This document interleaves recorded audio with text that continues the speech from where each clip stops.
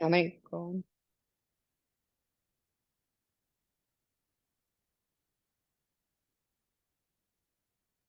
We're live. Okay. Namaste. You all can hear me and see Dr. Sun Monday. And I want to just check also on Facebook Live that it's still happening. I don't see your live though anymore on Facebook. Okay, I Uh, see it now. Okay, I see it now. It's working. Again, namaste, heart shake, carrying from the remnants of the pandemic to today, wherever you all are, whether we cannot physically touch our hands, but we can bow down to each other and respect each one of our identities and the spaces that we hold. So thank you all for joining us for our webinar titled Navigating Beyond Binary, a Pride webinar with Dr. Sunena Pandey and me, an educator, Zayed Zai Bajipura. So in celebration of Pride Month, we are excited to announce a special webinar with Dr. Sun Pandey, a renowned author and transformative coach, and me, who's been in the field of holistic healing, advocacy, and inclusion education. And we'll be delving into the experiences and insights of Dr. Pandey, who has a plethora of accreditations and certifications and education, real world, formal, and just through her own spiritual journey as a non-binary, asexual, aromantic, single parent, raising a non-binary, transgender, pansexual, furry teenager. So there's a lot to unpack and to learn, unlearn, and relearn. And I have and over eight. self-partnered. Oh yeah. Well, I was going to leave that as a surprise, but she's also they. Pronouns are she, they, but they also are self-partnering. So we'll learn what that term means. And I also have over 18 years of experience in positive youth development. And most recently, I was a former classroom teacher that has chosen to also explore my roots in India for over 2 years and return there again soon this summer.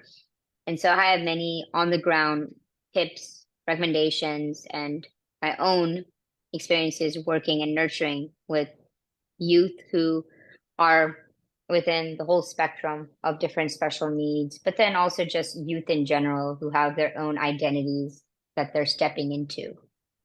So today we'll be debunking myths and breaking stereotypes about non-binary and transgender identities.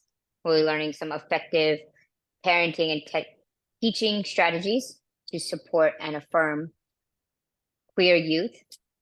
And hopefully this will inspire you to also build a supportive and inclusive community.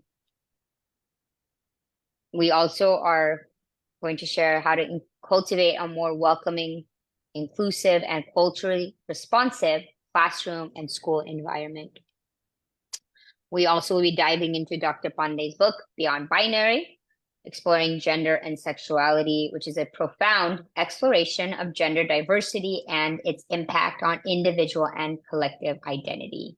Get your copy today on Amazon and different platforms, which we'll share when we discuss it. And you will also, if you share your information, receive a template on how to build rapport with your students or youth you work with, or your child, if that's the case, whatever circumstances you are when you interact with youth, to learn about what their interests, their desires, how they want to be seen in the world. And so we'll first begin with a land acknowledgement to where we are. And so if you feel comfortable closing your eyes, being in silence, as a South Asian American individual, I would not be here without the Black African American civil rights movement, without the indigenous people to this land. Although I was born in what is now known as the United States of America, there were indigenous communities, thousands, I'm sure, throughout the USA, Canada, North America, who have cultivated, stewarded, who have sweat, blood, tears, mostly been massacred in a genocide by European settlers on this land that we now call United States of America. And currently, I'm on the land of various tribes in Orlando, colonized now as Orlando, Florida. But I will name a few of these communities who are Appalachee, and again, I may be mispronouncing, so please forgive me. Calusa, Seminole, Ais, Tequesta, Tumukua, Yega, Miami, Mikusuki, Osceola, Mokuso, and Potano. And if you go, we will share a link. You can find the lands that the indigenous people who had also been native to wherever you are currently located. So giving a moment of silence to any major tribes, indigenous people, First Nations that have been the reason why we even have the support, the nurturing, the resources for ourselves and for our future generations. So thank you so much. Having gratitude for all the sacrifices and unfortunately dissemination of your communities.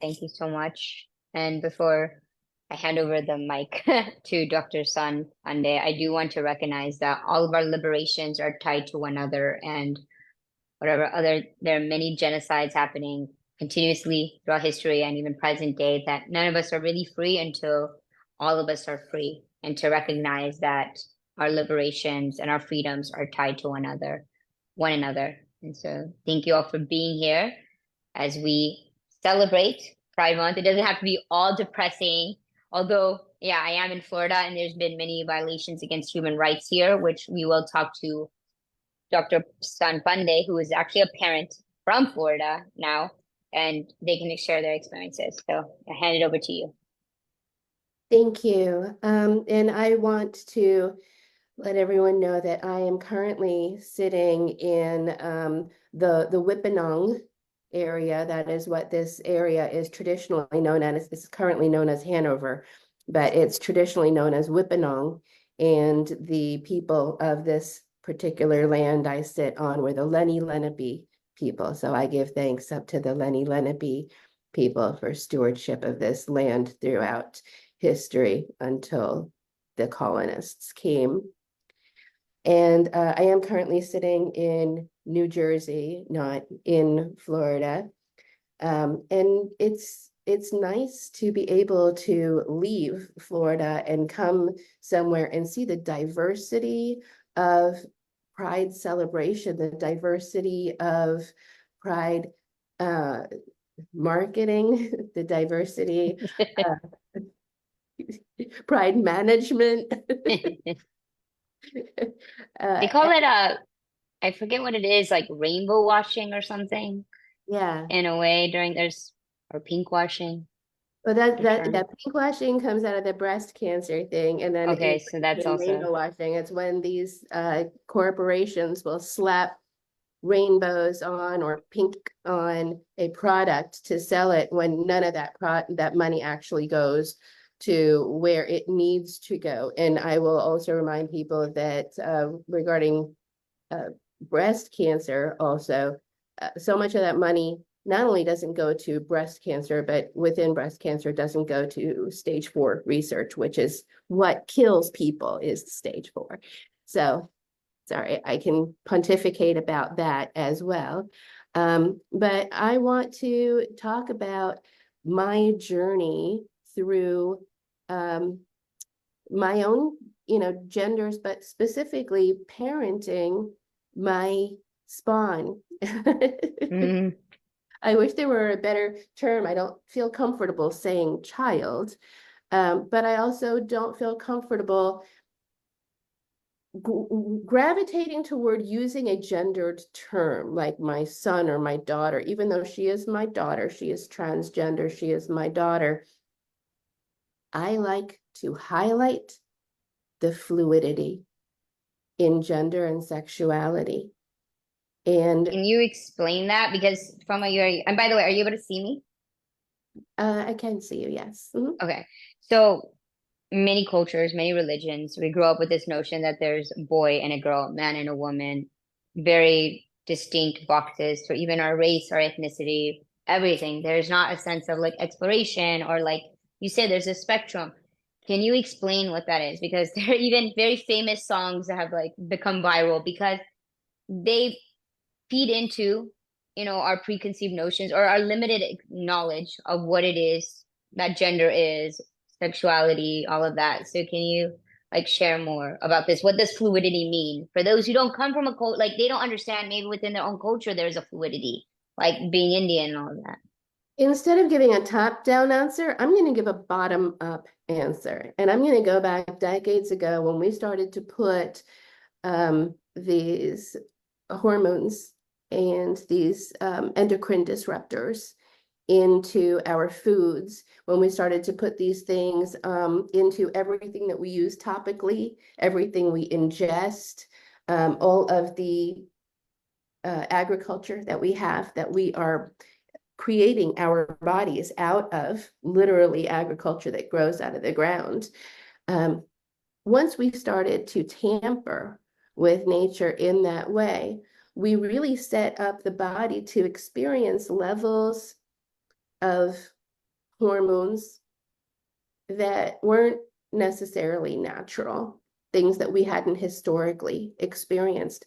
The result of that, we now know medically, is that your conception of who you are gender-wise is often very tied into your hormone levels. And this is one reason why the very first thing that people do when they decide to become transgender is they do hormone replacement therapy, otherwise known as HRT.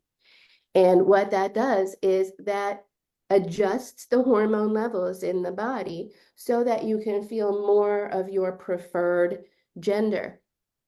Now, because these levels have been messed around and played with for decades now, and we've got um, growing numbers of people who are on the gender spectrum or members of people who are coming out as transgender. I believe that this mimics what our bodies are going through. And what we see in society is just an illustration of what we have done to the human body. But what that also means is that if your concept of gender can be influenced so heavily by hormones, and if we can change those levels of hormones so dramatically within the body, either intentionally through HRT or unintentionally through these endocrine disruptors, then that means we may identify one way at one point in time and identify a completely different way at another point in time. And when I say a completely different way, I don't even necessarily mean the other end of the gender spectrum. I don't mean necessarily people flip-flopping between I'm a boy, I'm a girl, I'm a boy, I'm a girl. I mean, within that, there is a spectrum. So we all know the alpha male, the manly man, right? And we would put that at one end of a gender spectrum. And then we know some men who are a little bit more balanced with their male and female sides. And they may just seem like, a guy, like a typical guy. Then we also know some effeminate men who may be a bit either androgynous or a bit effeminate. And so that's on one end of the gender spectrum, the male gender spectrum. We also have non-binary, which means you don't necessarily identify strongly either with male or female. You may be somewhere in between. You may oscillate between the two sides. You may be questioning where you fall and have a multitude of experiences you're trying to reconcile. Just going back to this, so are you also saying that I wanted to also because so the oh, go female ahead, side sorry. too. And then we can you hang on to your question for a moment or do you like write it down? So then on the female side, we all know tomboys, right? Everybody knows a tomboy. In fact, my daughter is a tomboy, and that's something I'm going to speak to in a little bit about how transgenderism can present itself, because it's not always that everybody wants to be, look like Kim Kardashian. And so we have tomboys who are feminine, but they certainly embrace their masculine energy. We also have, ordinary women who balance their male and the female aspects. And we have very effeminate women. Sometimes they are often in society called high maintenance women Mhm. because they do put a lot of emphasis on the physicality of being a woman. And then simultaneously, on the other end of the spectrum, those manly men, right? They also put a lot of emphasis on the physicality of gender. So on both ends of the spectrum, you have people who are locked into identities that are socially ascribed. And in the middle of that spectrum, people who are not necessarily so locked into these identities. Now, you were asking me something. Sorry. No, thank you for sharing that because like most people don't know they have all these choices, right? Or that because they're born a certain way or born a certain cisgender, meaning the gender, the sex they're given at birth, that they can be anything out of that. So they start wearing the colors that are, like you said, socially subscribed to those who are of that sex. Blue for boys, pink for girls, and if they do the other, they might like dilute their identity in a way. But the question that I had was that does the hormones that are being injected into animals, for instance, or any like pesticide, all these things, chemicals that are being in our plants, in any of our herbs, does that affect, you're saying, the tendency for a kid now to have like extra hormones too because of what's in the food and that affecting their gender identity? So that's a little bit of a simplification, but in essence, that pretty much is what is going on. The elevated levels of hormones being ingested, either orally, but also we ingest stuff through our skin too. And so, we've got endocrine disruptors in our shampoos and soaps and, all kinds of things. We've got fluorides in the toothpaste. I mean, we really do a number on ourselves. With respect to that. And that's not even including like laundry detergent and stuff that we are washing our So clothes our in. environment, basically it's all of our environment, the air, the pollution, the earth, any of the chemicals that we're putting onto our body, our clothes, it's all like inclusive and that Right, contributes that to. all contributes because this physical body that we have, which is what is generating hormones and neurotransmitters and things like cortisol and adrenaline, right? This human body that we have is acquired by what we consume uh, exclusively. We don't make our bodies from anything else other than what we consume.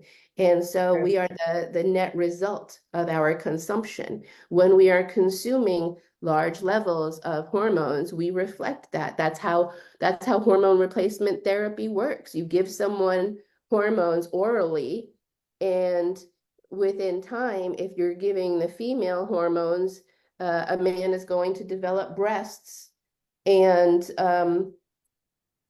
also many other things happen. I don't want to go into the nitty-gritty details of what happens, but let's just simplify it to say that men will develop breasts, women will start growing facial hair and have a deepening of the voice. These things happen through ingesting hormones on purpose. So if the hormones we ingest on purpose have that much of a dramatic effect, and that's what we're keeping tabs on, imagine the stuff that we're letting in unconsciously, coming in the back, Mm. door, so to speak, that's affecting our bodies. And so this is thanks to agriculture and the corporations that own and run our agriculture, because it's really just a handful of corporations. So it goes back to the mid 80s, at the very least, how long we have been doing this as a society. And there's subsidies given to farmers and businesses that do include more pesticides and chemicals. So it's funny, it's like, or almost kind of a tragedy that if you don't use anything, it costs you more, like to organic farm. But if you apply something else, it's actually cheaper. And that is just, yeah, that's the reality today of organic farming. But going back to the parenting, Stan, you know, people, when they meet me, because I'm such a, like, I end up being a special education inclusion teacher, and also the activism that I do, trying to harmonize communities of color and queer and trans kids, as well as amplifying the voices of those that have been stigmatized, stereotyped, and misrepresented. Many people assume, and also being from San Francisco, the way that I dress, all of it's like, oh, I must have such liberal, hippie, progressive parents. And I also have learned to be more open-minded and open-hearted because of, yes, where I was grew up, and thanks to my parents, I used to grow up in hospitality, and I was born in San Francisco, colonized in San Francisco, belonging to the Ohlone people, that I have opened my heart to so many different cultures. And we also learned that there are prejudices within our culture too. And that shaped how I became in this world, how I became a teacher. So I want to know what your experience is being a parent, which I have no experience in. Like, did your own experiences being a child or spawn of your parents like shape how you learn to be a parent? Because there's no manual to be a parent. So I wanted to learn more about how did you become such an inclusive, unconditionally accepting parent to your spawn? Because Moon, by the way, is her daughter's name. But it's not very common for South Asian parents to be out there in the forefront of all these pride events in India, in the US, in Florida, which is a highly conservative state, being proud. And I wanted to talk about how proud you are for your daughter to come out too.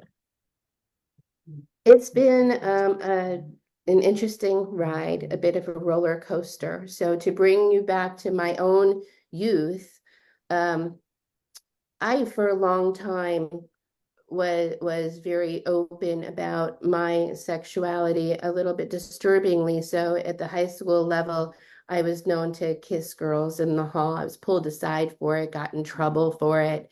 Um, and for a long time, my parents actually thought that I was gay. And it was really weird to learn that. And the way that I learned that was I disclosed something else to them that was very disturbing, very disturbing. And their response was, oh, thank God, for a moment, we thought you were going to tell us you were gay. And so that was what I was dealing with parenting when I was my daughter's age. I was pretty much almost exactly my daughter's age now when I was being told by my parents, oh, thank God, because for a moment we thought you were going to tell us you were gay. And so then, of course, it became, well, then how do I tell you that I'm definitely pansexual? um, and that just never came up. And I ended up, getting married. One of my husbands was closeted and felt like he could not tell anybody except me. I was the Mm, only person he felt he could open himself up to, because that's how shameful it was at that time in our culture. mm, And then when I got older and I had my own child, and one day I remember Moon had my old ballet tutu on, and mhm. my mother said something like, "Oh, you better take that off because, it could turn out gay or something." And my response to that at the time, this is about almost maybe 18 years ago or so, my response was, as long as my kid is healthy and happy, I could give a shit who they're in a relationship with. Love is love. My mom didn't like that. That's one of the reasons why we gray rock and or are no contact with my mother presently, because she has nothing positive to offer my spawn's experience. And my daughter did come out to me some time ago. First, she came out around 14 to tell me that she was gay. At the time, she was a boy and she thought she was a gay boy. And this is what I mean with fluidity, right? And Mhm. so I've had a son, I've had a gay son, I've had a daughter, and I have a pansexual daughter. So I have, the experience of parenting the gamut in Wow. a child, because it's been her journey. And it's also, like I said, it comes back to fluidity, right? So in yoga, they teach us that we are more than just our physical bodies. Mhm. In fact, we have five koshas, only one of which is physical. And so when we ascribe our sexuality and gender based simply on the body, we are being very short-sighted. Now, Moon, who's grown up listening to me pontificate about spirituality and psychology her whole entire life. And one of the things that I love that she really taught me, when she came out as a girl, for some time, I was waiting for, okay, so, she's going to be changing the way she dresses, and she's going to dress dress, maybe paint her nails and maybe put some makeup on. I hang out with so many drag queens, and I hang out with many transgender people who are adults, and most of them are in their mid-30s. Some are in their 20s. And so that's the bulk of who I see.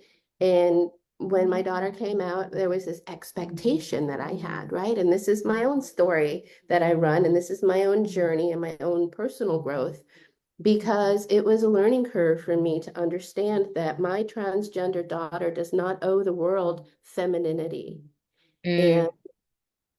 man, did that really crack me open, right? In such a cool way. I love my growth opportunities in life and my becoming, right?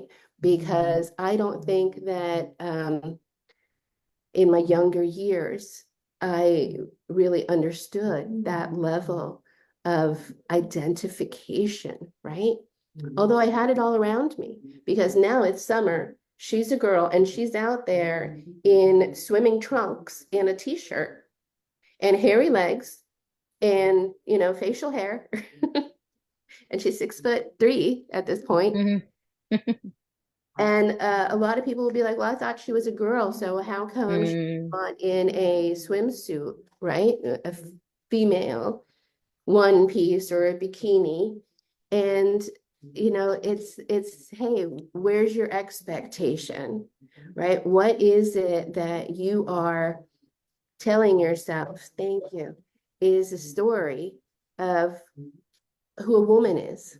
We have all known tomboys growing up. I Yeah. can think of three off the top of my head that I went to high school with who definitely did not wear bikinis.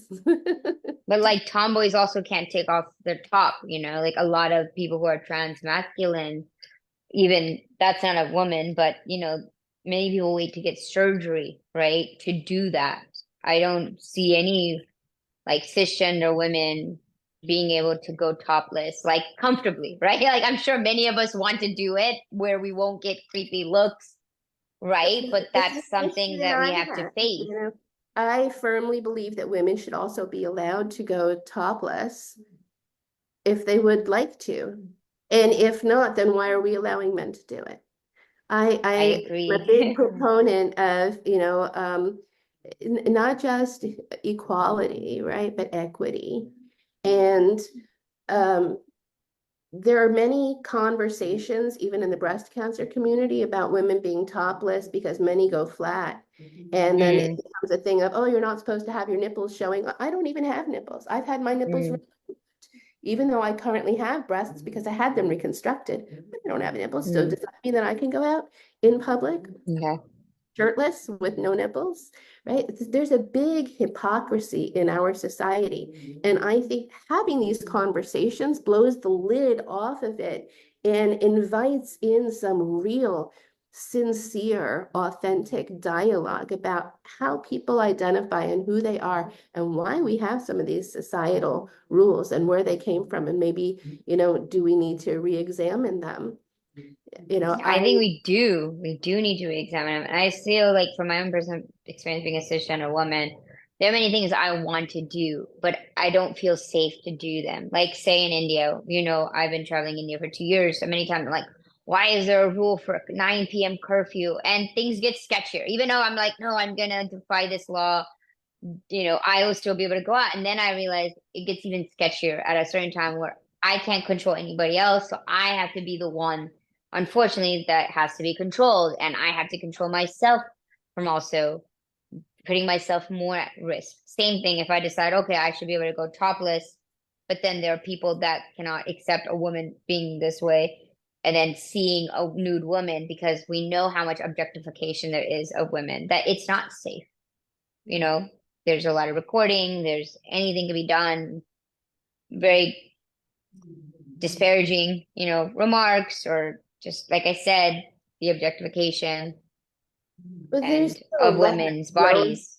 that we have to go through as a society. We just passed the anniversary of Pulse in Orlando, where you are, and what happened when people were just going out during Pride Month to just be themselves, let loose, relax, have a good time. And so one of the things that I think is super important is to bring to awareness that this whole thing of transgenderism is not, people waking up and deciding to be difficult with society. It's the culmination of societal practices that we have engaged in for 4 decades now, at least. And you can't blame the children or say, just be normal. And conversely, the moment someone comes out as transgender, you can't just stick them in a pipeline and say, okay, let's do the hormones and the surgery. One of the Yeah. things I told Moon up front, and I staunchly believe this, that everybody who is exploring their gender needs to really explore therapeutically with someone who's qualified, right, for some time. Because 2 reasons. The first thing is we have issues that from jumping the gun. There are detransitioners who say that their biggest issue was being pressured into transitioning physically with the surgeries too early. We have issues with puberty blockers and how they may limit someone's experience long Mhm. term as an adult if given within a certain age range. That needs Okay. to be explored. That's a very important conversation. But also, the most important thing is, how you feel may change, right? And I've seen this within my own child. I told you at 14, she was a gay boy, and at 19, she's a pansexual woman, right? The way you feel may change. And I use that word may very lightly. The way you feel is bound to change Hmm. over time, Exactly. depending on, how we are handling our endocrine disruptors and stuff in our society. I mean, we can go to an absolutely organic diet, absolutely green, sustainable products, dairy free and hormone free and all that kind of stuff. I've done that. And I'm, now a person who is asexual and aromantic. And I definitely was not asexual and aromantic my whole life. I talked about earlier being pansexual as a teenager. I was married twice and I, gave birth. Um, and I have been with men and women. And for nearly 10 years now, I have been with no one and blissfully happy being with no one. Now, one needs to take Happily single. that this may be a case of also being chemically castrated in a sense because my chemotherapy depleted my hormones. I also had my ovaries taken out. I take cancer meds every day that make sure that I'm not creating any hormones in my body. So I have no estrogen, no progesterone, and I also take an androgen. So I've been messing with my hormone levels, and that may have a lot to do with why I have been asexual and aromantic for the last 10 years. However, that does not stop the fact that I have been blissful while being asexual and Whatever aromantic. helps. And I will qualify that even further by saying that I am self-partnered. So at some point around 2018, I realized I'm the one. I'm the one. I live my best life when I act like my own lover, when I do special things for myself. Um, small examples, putting cold coffee in the fridge for myself the next day, like, I mean, hot coffee so that it's cold the next day. Yeah. Um, and then waking up and being like, oh, I'm so thoughtful. Like the way that people would thank their lover for thinking of them and doing things for them, I thank myself for thinking of me and doing things for me. Because on my long journey of trauma and CPTSD, I never properly took care of myself until I became self-partnered. And now Mhm. I take care of myself like it's my full-time job. And that's one of the reasons why I am joyful and blissful. In fact, I've written a book called Life in the Bliss Lane, which is my brand. And the subtitle of the book is A Guide to Wellness, Wellness, Self-Love, and Joy. Do you feel like you're happier now being self-partnered than you ever were being married? Just Yes. okay, So you would be able to. looking back on it, I can see now, when you get sober from the hormones, it's very similar to getting sober from drugs and alcohol. And people in recovery can tell you that they then turn around and look at other people who are drunk and are like, I can't believe that I was like that. But wow, Mm, that was the substances the whole time. Every time I was like that, mm. it was because of the substances.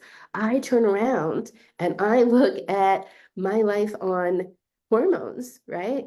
And it's amazing because all of my stupid decisions were made by my hormones. And I was hijacked by hormones. I say it all the time, and I see other people being hijacked by hormones too. So a big part of who we think we are is how much of that external stuff we are allowing into our system and playing around with. It's not um, something where you're in control of it and you can just turn it on and off like a light switch. So people who believe in conversion therapy, that's not even realistic because in And order I to oh, impact the influence of the hormones, you have to do it with hormones. Like hormones will raise or lower your hormone level or lack of hormones, right?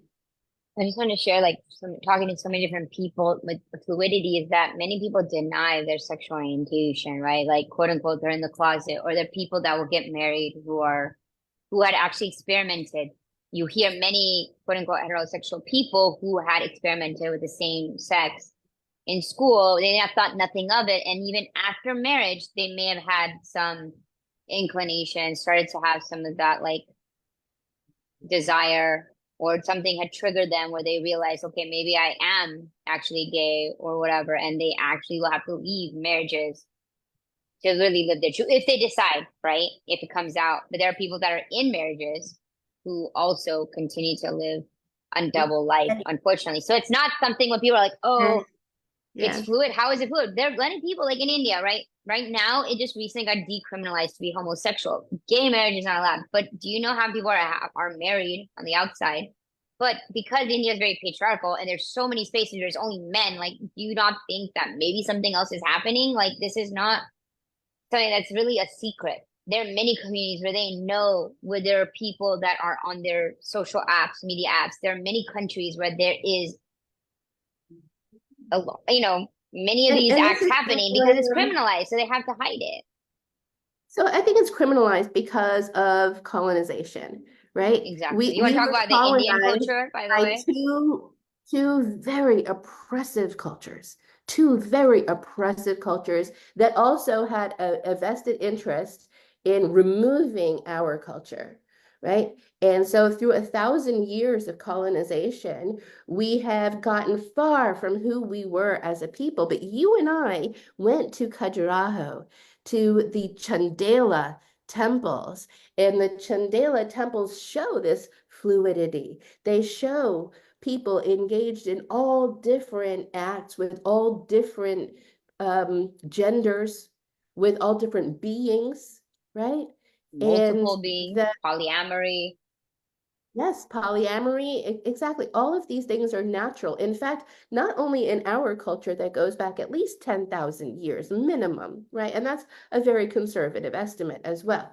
But going back, I posted something the other day, which was from the Enuma Elish, which was ancient Sumerian culture, where Mhm. Inanna was given the ability to change male into female and female into male. Ooh. That Inanna was one of the sister gods of Enlil and Enki in the Enuma Elish. These are the Sumerian ancient religious texts of beings that came from other planets and genetically engineered mankind. This is the story of the Enuma Elish, and these beings that came from these other planets, Enki and Enlil.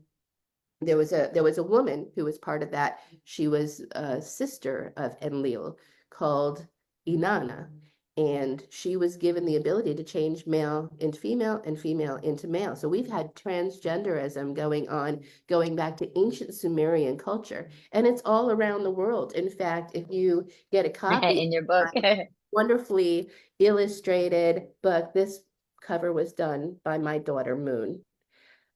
This takes you on a journey throughout the entire world. Two different types of journeys, in fact.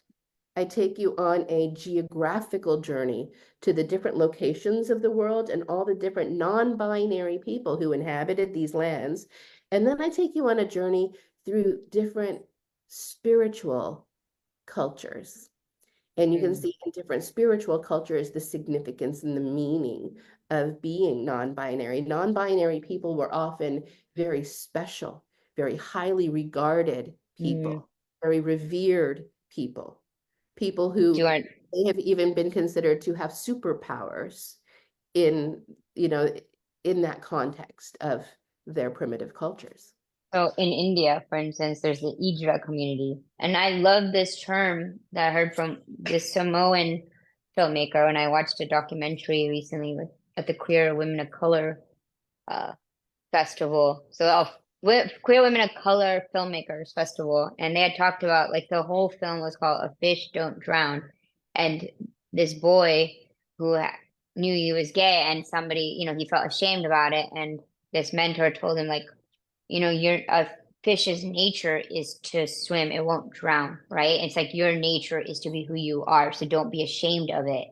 Mm. And I thought instead of we use third gender, but the term I heard was like being your third nature, and it's just natural to be this gender. And I just love that point and like to not be ashamed of what is actually just you, and there's nothing wrong with it. So with the Ijra community in India, they've been there also during the Ramayana time. Like they've been in the literature. They've And also been blessings were sought diplomats. from them. They were known to be the Yeah. ones to seek your blessings from. Yeah. They also were in the military. They were in royalty. They had given both perspectives because they understood women and they understood men. And so this is part of the Indian ancient history Exactly. thousands of years ago. we have, if you wanted to explain, maybe share a few different other cultures that have this third nature or two spirit So throughout the world. Two-Spirit is another whole thing, and that's with the native communities found over here in North America and also in Central and South America. And interestingly enough, you will find that there are entire cultures like Mexico where they have I'm not sure I'm going to pronounce this correctly, but Muxe is I know I'm not pronouncing it, probably Mujer, knowing that X is not, I'm pronouncing X wrong in Spanish, but it's like Muxe. And these people are, yeah, like, I don't want to say third gender because sometimes there's even more than three. Like in the Jewish Yeah, true. community, historically, they have up to 6 genders in the Jewish community, I right? So think there's over 50 other genders. gender, right? Yeah. I think there's over like 50 or 100 genders I saw, like I didn't even know of. If you Google how many genders, it's not just like 10 or 20. There's actually tens or over 100. So yeah, there isn't And just like two that's genders or that's just three. play between male female energies, right? And Hmm. male female energies, this is Hermetic law, right? So go read the Kybalion, Kybalion, which talks about 7 Hermetic principles, one of which is gender, right? So these genders you're talking about are simply balancing male female uh, energies, right? And everything balances male female energies. There are also genders that are anthropomorphic. So these anthropomorphic genders are, there's a blanket term of furries, but that doesn't necessarily apply because there's different communities within. And I'm Hmm. not talking about the people who hang out on 42nd Street in New York in the furry costumes and go into the adult movies. I'm not talking about those people. I'm talking about a prevalent subculture of Gen Y and Gen Z, maybe some millennials too, Hmm.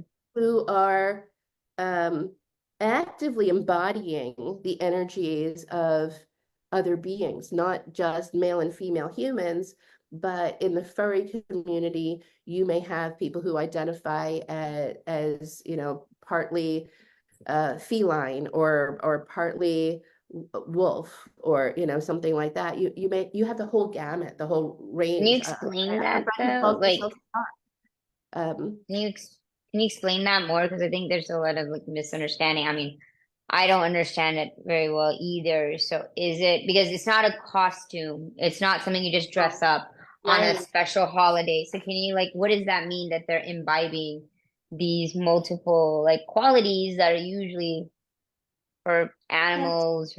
ancient Hinduism and the Shiva Sutras, right? We learn about non-duality.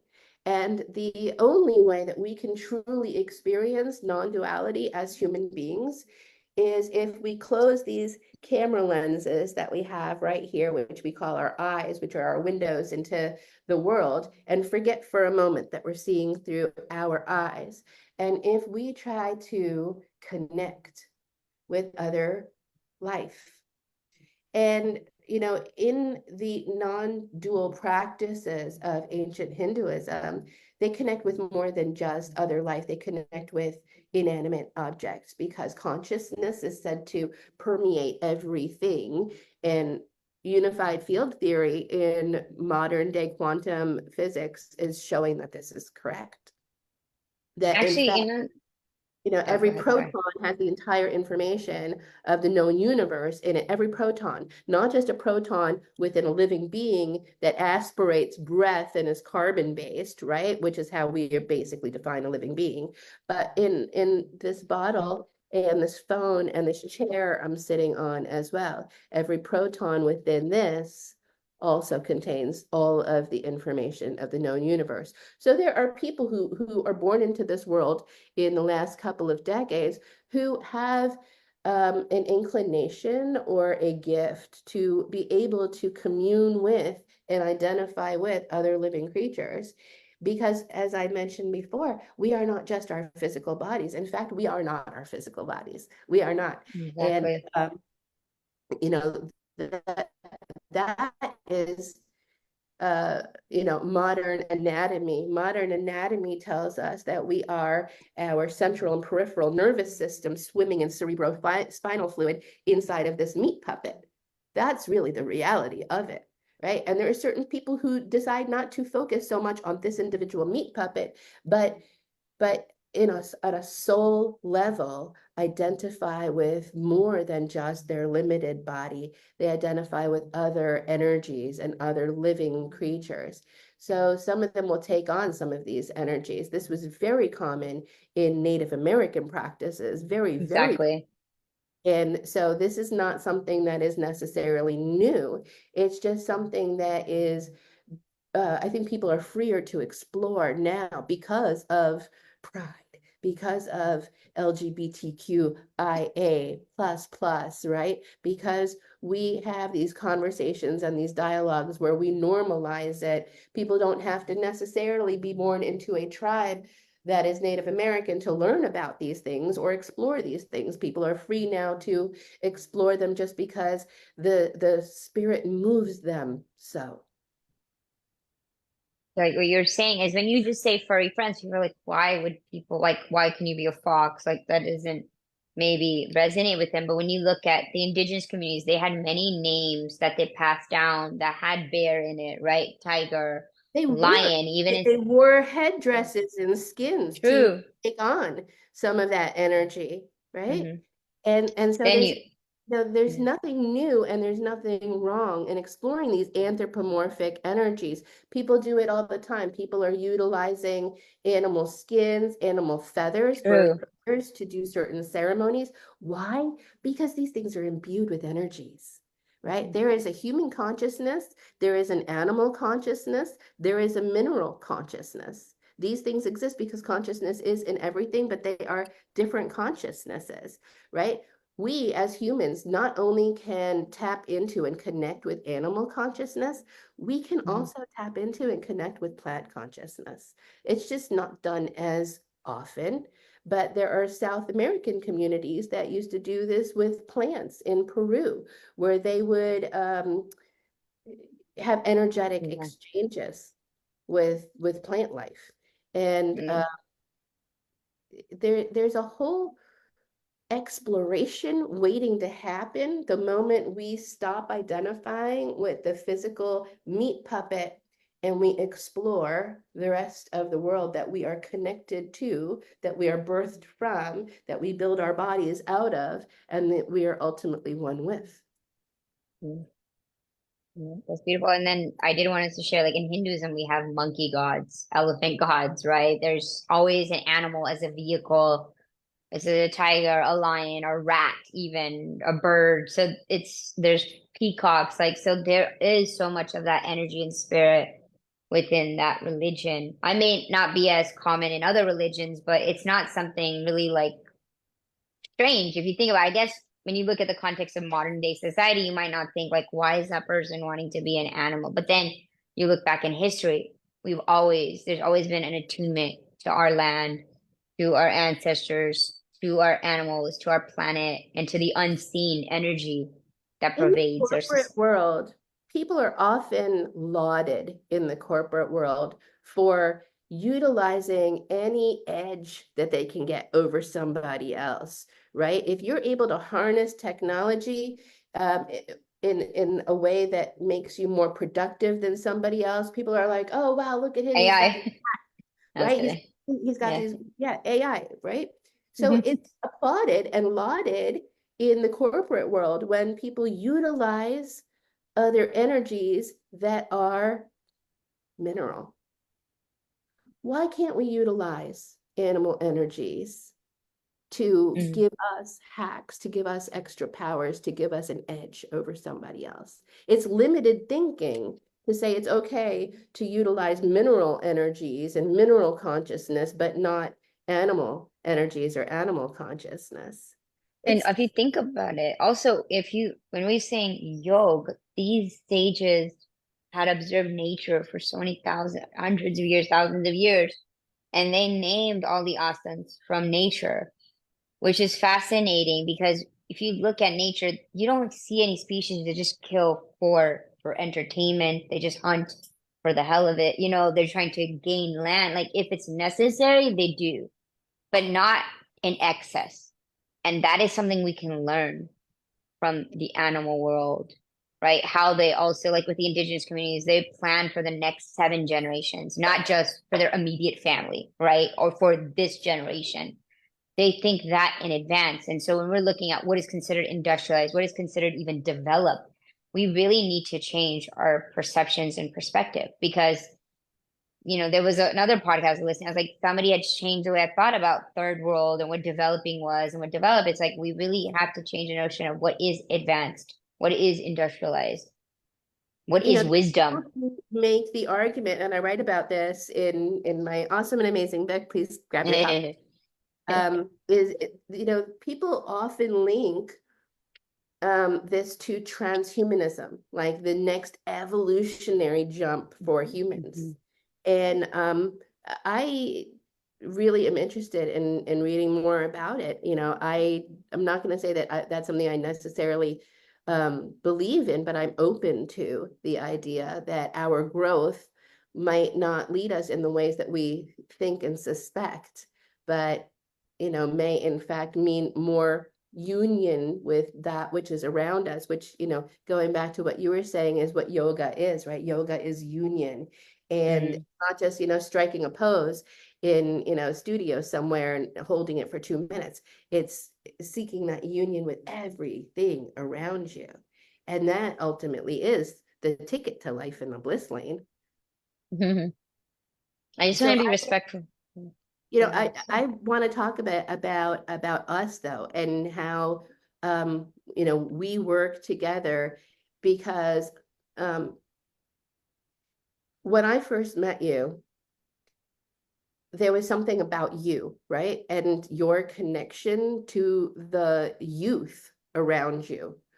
I'm always amazed and inspired by how well you connect to LGBTQ youth, not being a parent, not being somebody who raised their own, so having a vested interest in it, but you just naturally have a connection with people. They open up to you and they explore with you and they have implicit trust in you.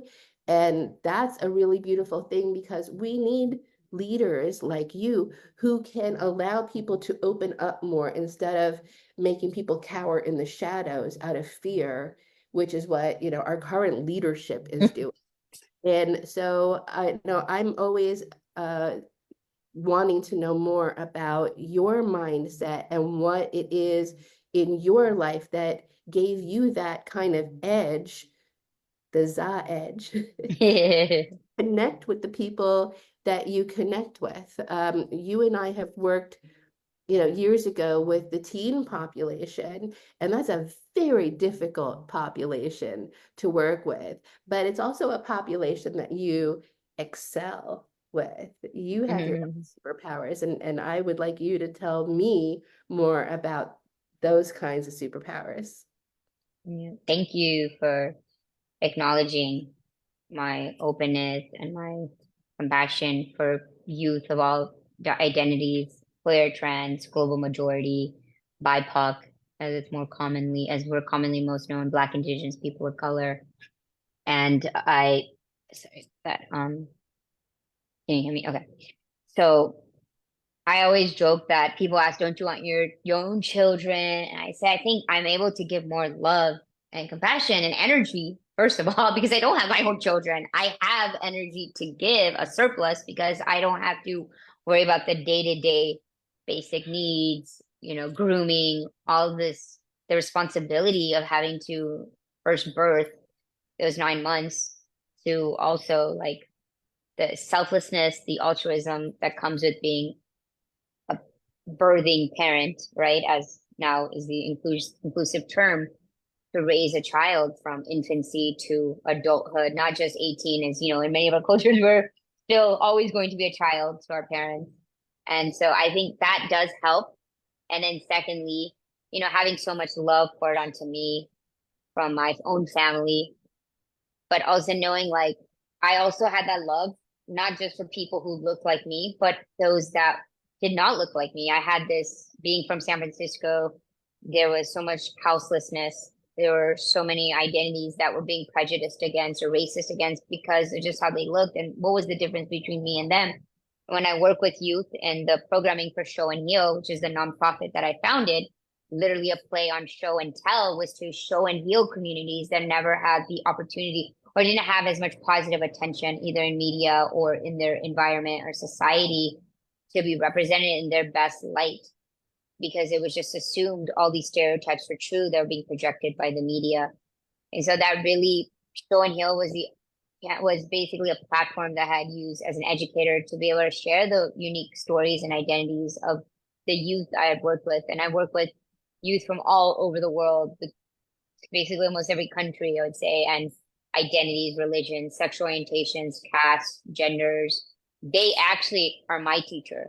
When people ask, like, how are you as a teacher? And I became a teacher because I just love working with kids. I didn't look at them and based on what maybe their families had put them into a box, but I just saw them for who they are. I actually learned more from my students than they may learn from me because they're always teaching me about what their gender is, how they want to be identified. And sometimes, yeah, their families don't accept them. But when they're with me, the first day of school, which is going to be in a template, if you want to have this as a resource, as either a teacher, educator working in administration or a nonprofit or any other organization or corporation, is like, what is, first of all, how do you want to be identified as? Your name as preferred, not your dead name. And a dead name is something where I didn't change my gender, but I have a name that's part of the caste system, and I'm anti-caste because I know the destruction and devastation and the tragedies, atrocities it causes on people today, the caste system. So I have a quote unquote dead name that I use legally, but I also have a preferred name, Zayej Zai Bajipura, and my students call me Miss Zai. It's just easier to pronounce, but I have been more, more open.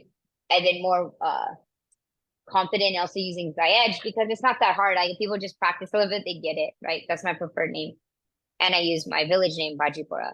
So I ask my students, what is the preferred name? And that might be more aligned to their gender that they want to be, that they assume or they identify as. Then what are their pronouns?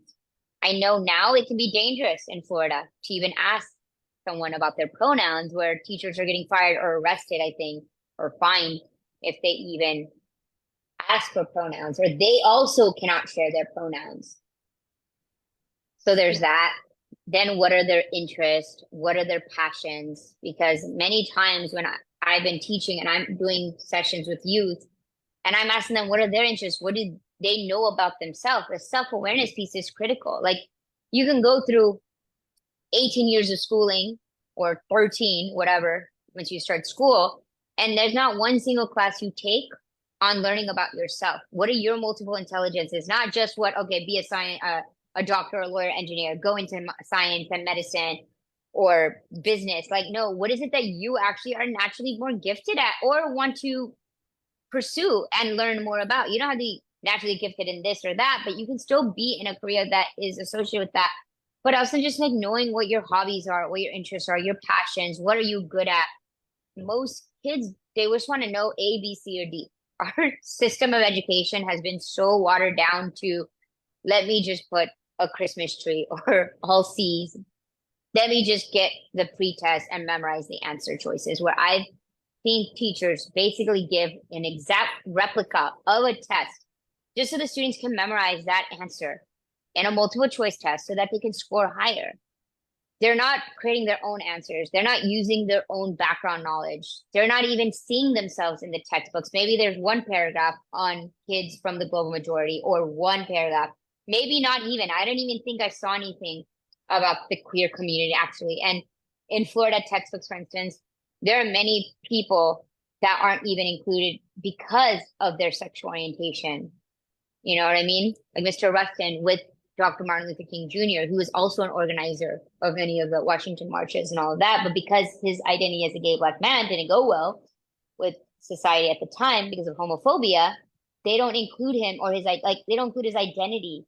And that's a critical part of who he is or who he was, you know what I mean? So I think we have a tendency in our curriculum, there's a political agenda behind that where we cannot really mention, and also like Marsha P. Johnson, there are a lot of these trans activists from different global majorities, also the intersectionality of both of these identities, or there are multiple identities that are neglected in the textbooks. And depending which state you are in, they could be more conservative or more liberal. And it's like, why is that?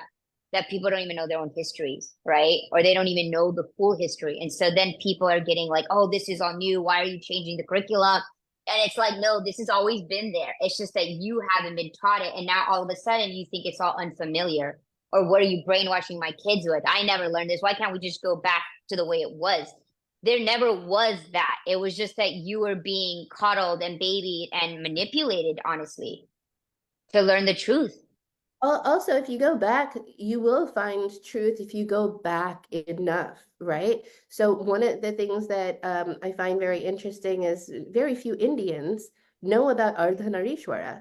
And when we went to India, we had, not the easiest time finding Ardhanarishwara temples. There are some. And I thought it was very strange how he's been, just kind of washed out of the lore, so to speak, right? But we do have a non-binary Hindu deity, Ardhanarishwara, half Shiva, half Parvati.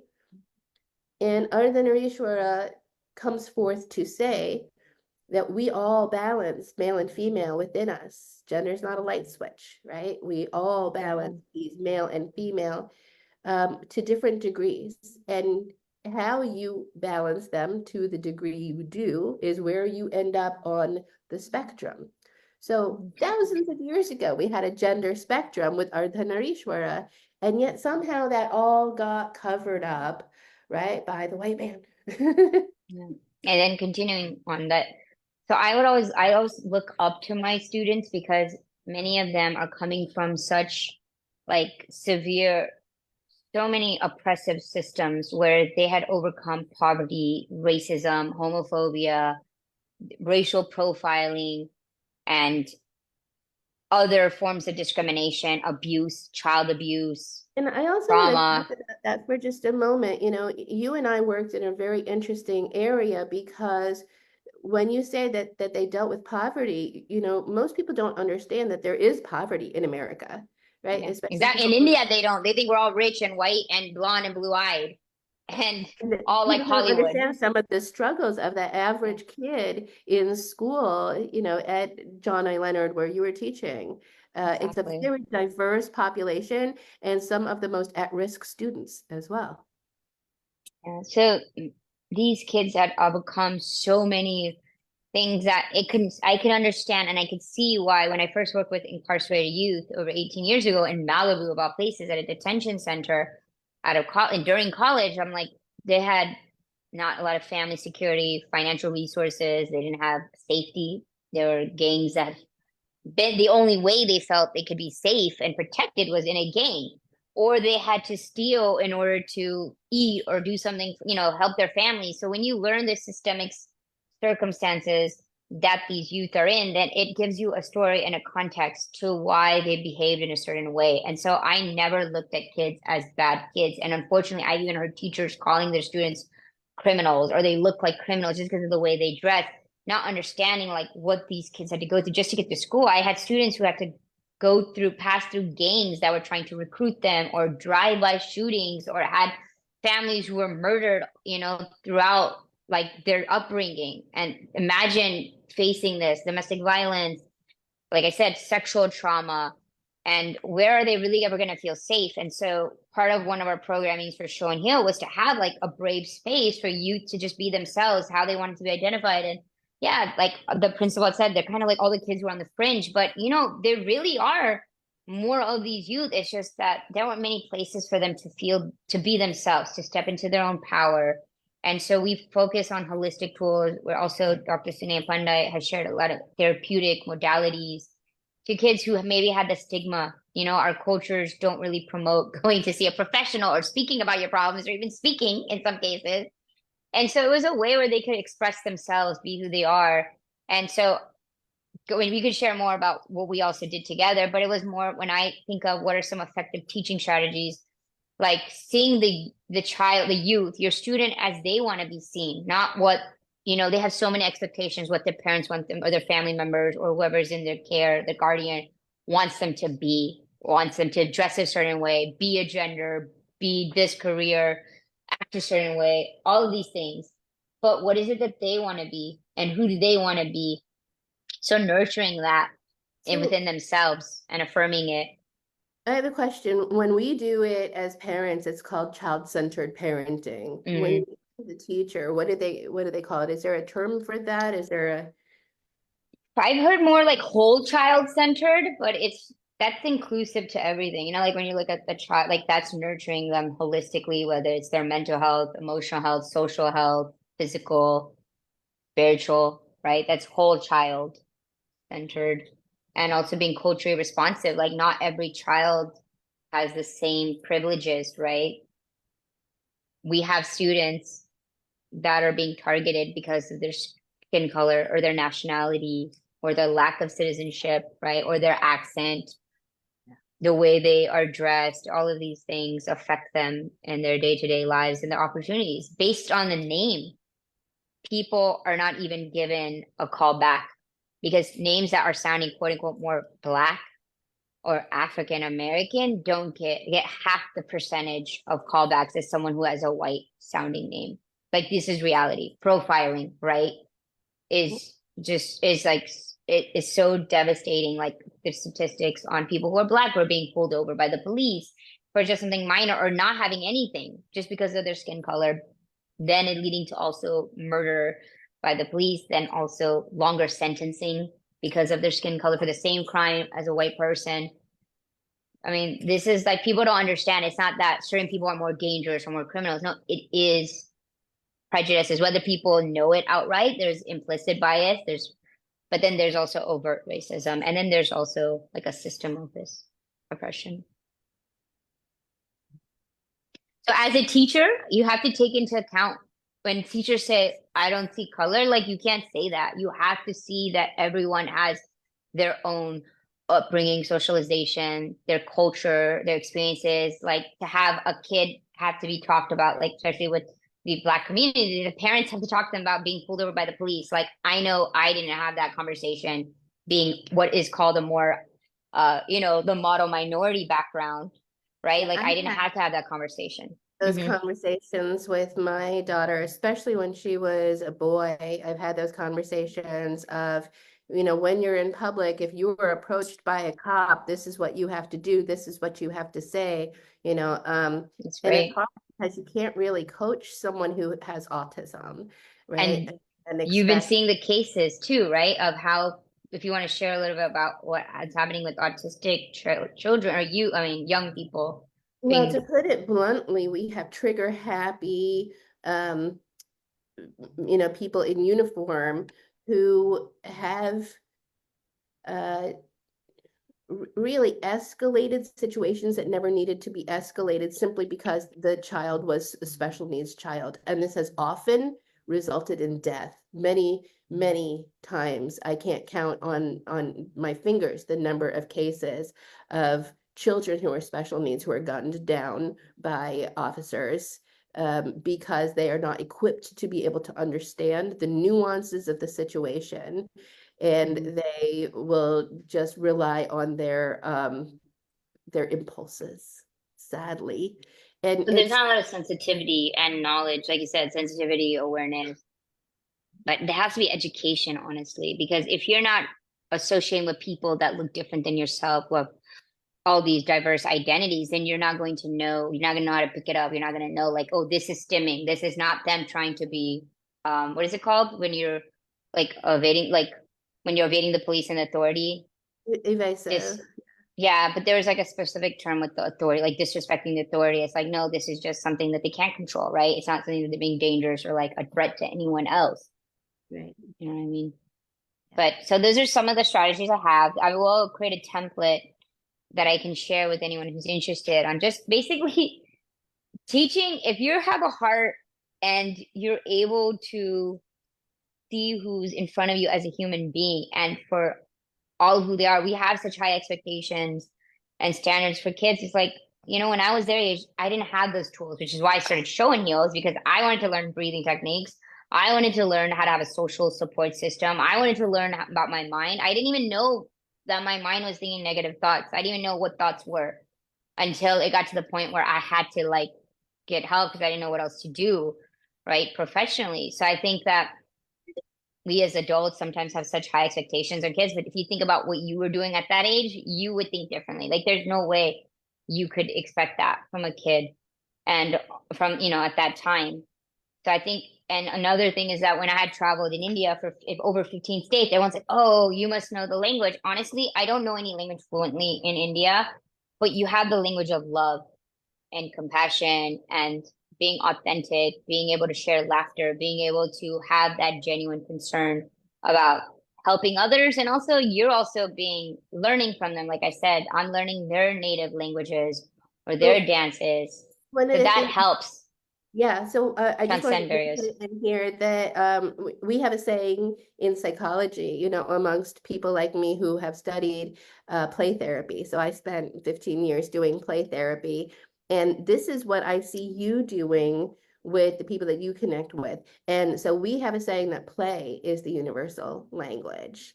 And Aw, I think that certainly encapsulates your connection because you are very playful with all the youth that you come across, and you always find ways to bring your teaching, compassionate nature into that connection that you have with thank everyone. you. I think we are Yep. uh, like Yes. it's about 10 o'clock at this point Yeah. if we And do wrap I up. also need to attend to my village, Bajipura. As I said, I take that last name to the people who are here in this convention. But I'm so honored to have this time with you, being able to like show the world that there are people like us who exist in the South Asian American, Desi American culture, that are parents like you, even though we may not have received that kind of parenting, that to have optimism and hope because I've heard there are people that don't want to have children because I don't want to bring them into this world, the fear, right? The trauma. But then there are ways to break that cycle of trauma. And you're a shining example of that through your parenting and teaching. I would say parents are like the first and most important, foremost teachers. So thank you for what you do. Namaste. And being a parent to me in a way, parenting my inner child and teaching me so many tools to heal myself. बहुत धन्यवाद. Love you so much. Love you too. Take care, everyone, and hope you learned something. Share in the comments. Subscribe to both of our YouTubes, Instagrams, Facebook, all of the jazz. Buy my books. And They're available on Amazon.com. Just Google Dr. Sunaina Pandey, Pande. take care, everybody. Peace and love.